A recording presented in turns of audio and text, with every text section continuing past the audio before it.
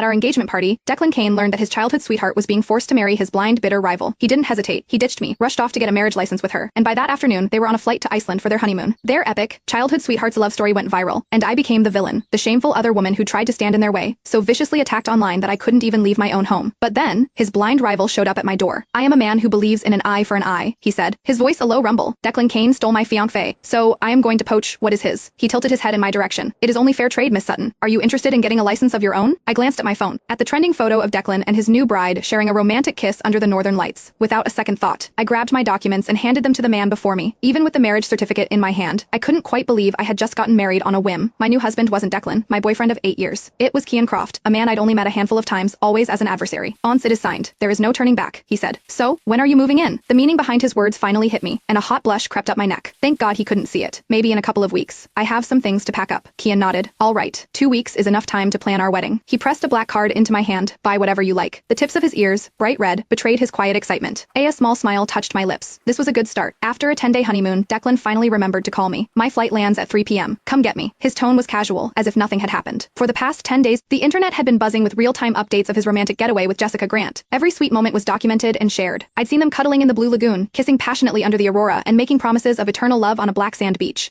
It was a list of all the honeymoon spots I'd ever dreamed of visiting. He just experienced them with someone else. I am busy, I said coolly. Get a cab. It used to be that a single word from him was enough to make me drop everything and run to his side. Buzzkill. Declan went silent for a moment, then hung up with a dismissive grunt. I figured that was it, the unspoken breakup signal between two adults. But when I got home that evening, I found him sitting on my sofa, wearing a bathrobe. He glanced up as I walked in, his expression nonchalant. You've kept the place clean while I was away. I had spent the past few days throwing out everything that reminded me of him. The couple's portrait we once had hanging in the living room was gone, but he hadn't even noticed. He pointed to a paper bag on the table. A gift for you. Take a look. I glanced inside. It was a collection of broken seashells, some still caked with mud. Just an hour ago, Jessica had been bragging on social media about the star of the ocean diamond Declan had given her. Thanks to the exhaustive efforts of internet sleuths, I now knew that all the thoughtful gifts I'd received over the years were just someone else's trash. For Valentine's Day, he gave Jessica a limited edition handbag and me a heart folded from the wrapping paper. For my birthday, he set off a city-wide firework display for her, then took me to a cheap street vendor for skewers. On holidays, he claimed he was too busy with work to meet my parents, when in reality he was with Jessica and her family. You are a married man, Mr. Kane. It is not appropriate for you to be here in the middle of the night. A flash of guilt crossed his face. Ava, I was just trying to help Jessica. Kian Croft is a cold, ruthless man and he is blind. I couldn't just stand by and watch her walk into a disaster, could I? Marrying her was just a temporary solution. I'll divorce her after a while. He had his excuses all lined up. I have no interest in being your mistress. Declan, please leave. The moment he abandoned me at our engagement party, we were over. His face darkened. Ava, can you stop being so selfish for once? Jessica was worried you'd be upset, so she insisted. I come back to be with you, and this is how you act. If you know what is good for you,